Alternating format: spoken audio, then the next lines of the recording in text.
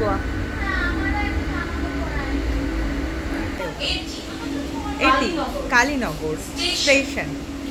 আমি 7:25 ট্রেন ধরে এসেছি হাওড়া থেকে। ডেইলি আমরা সন্ধ্যাবেলা অফিস থেকে ফেরার সময় তাড়াহুড়ো করে মানে এই ট্রেনটা ধরার চেষ্টা করি অ্যান্ড আসি না অ্যাক্সিডেন্ট হয়ে যায়, এক্স্যাক্টলি এইরকম অবস্থা। মানে ডেইলি আমাদের সিচুয়েশনটা এরকম হয় যে রাস্তা একটা মেট্রো যদি মিস করি 6:44, সেটা মিস করা মানে 7:25 ট্রেন তো গেলই। আর এত জ্যাম থাকে সেই সময়, সবাই যেন অফিস টাইমে জ্যাম থাকে, তো মানে মৃত্যু মুখোমুখি হয়ে আবার জমকে বলি পায় আর দিয়ে বাড়ি চলে আসি, এরকম একটা ব্যাপার। তো আজকে সিচুয়েশনটা আমি ভিডিওটা এই কারণে বানাচ্ছি, তার পিছনে কিছু কারণ আছে। কারণটা হচ্ছে যে ডেইলি অনেক মানুষ যাতায়াত করে, আমরাও যাতায়াত করি, আমরাও টায়ার্ড হয়ে আসি, এমন না যে আমাদেরকে কেউ দিয়ে যায়। বাট জানি না কেন শুধুমাত্র মানে কি বলবো, মানে কিছু মানুষের খুব র্যান্ডম ধারণা যে আমরা মনে হয় উড়ে উড়ে আসি এক জায়গা থেকে, অ্যান্ড দেন আমাদের টায়ার্ডনেস বলে কিছু থাকে না, আর তারা মানে যা পায় তাই বলে দেয়। তাদের বলার তাদেরও যুক্তি আছে, কারণ তারা মুখে বলবে যে আমরা ডেলি প্যাসেঞ্জারই করি, তো তারা হচ্ছে কতক্ষণে এসে পেছনটা ঠেকাবো আর শিকড়টা আবার গজিয়ে যাবে যে আমি আর উঠতে পারবো না। তো তাদের ধারণা এটা। ডেলি প্যাসেঞ্জারই আমিও করেছি, আমি কলেজ লাইফ থেকে ডেলি প্যাসেঞ্জারই করি।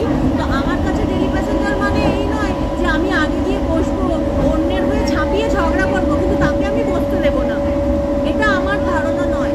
তো ডেলি প্যাসেঞ্জার যখন, তাহলে পায়ের আর কোমরের জোর থাকা দরকার যে আমি 3 ঘন্টা একভাবে দাঁড়িয়ে যেতে পারবো বা ফেরার সময় আমি দাঁড়িয়ে আসতে পারবো, এই মেন্টালিটিটা থাকা দরকার। আমি একজনকে বসতে দিচ্ছে না বলে আমি তারও ঝগড়া করছি, কিন্তু আমি আবার তাকে বলছি যে না আমি তোমাকে জায়গা দেবো কেন, তুমি তো আগে আসলে, আমি তাকে বসতেও দিচ্ছি না, আবার আমি তার হয়ে অন্য লোকের সাথে ঝগড়া করছি। এরকম দুটো মেন্টালিটির মানুষ যারা থাকে তারা এখানে দেখা যায় সচরাচর, তারা খুব বাজিয়ে বলে আমরা ডেলি প্যাসেঞ্জার করি, আমাদের কি বলে ওটাকে, মানে বেশি আমরা এফোর্টলেস। যাই হোক, রাত দেখাতে দেখাতে আমাদের স্টেশন পৌঁছে গেছে। আমরা এখন নামবো নবদ্বীপ স্টেশনে। তো অ্যাকচুয়ালি এটা রাত দেখানো ছিল না, বেসিক্যালি এটা বলার পেছনে কিছু কারণ আছে।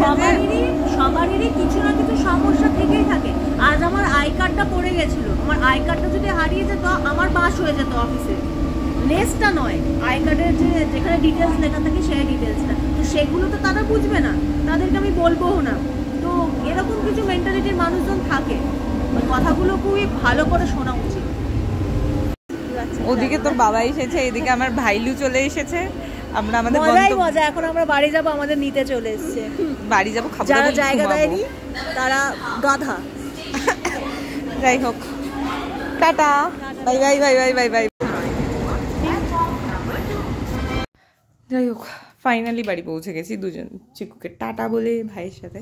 তো ব্যাপারটা এমন নয় যে আমরা কমপ্লেন করছি, আবার ব্যাপারটা এমনও নয় যে ওই সিচুয়েশানে আমরা সবসময় ঠিক থাকি, মানে ভুল ঠিকের কথা বলছি।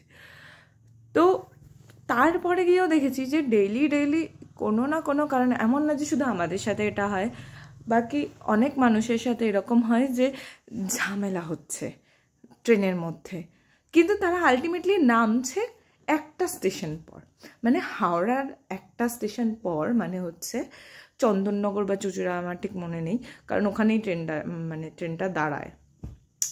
অ্যান্ড মানে আজকে বেসিক্যালি এরকম হয়েছে যে মানে একটা কথা ঠিক মিলে গেল যে মায়ের থেকে মাসির দরদ বেশি। মানে একজন, মানে আমরা যে কন্ডিশনে ছিলাম সেখান থেকে অনেকটা দূরে একজন মহিলা, সে বিনা কারণে জাস্ট ঝগড়া করছিল, ইভেন তো আমরা তাকে পাত্তা পর্যন্ত দিচ্ছিলাম না, তারপরে গিয়েও সে কন্টিনিউয়াস এসে আমাদের কথার মাঝখানে কথা বলছিল।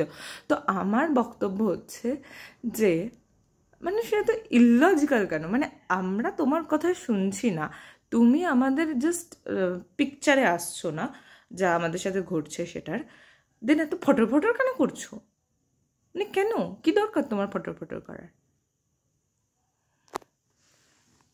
এই যাই হোক, বাই আজকের মতো, কারণ টায়ার্ড আমরা, মানে আমি। Bye bye. ভিডিও দেখার পর যদি কেউ একটা মুহূর্তের জন্য যদি কেউ ভাবো না যে আমার আর চিকুর দোষ আছে, খবর আছে তোমাদের?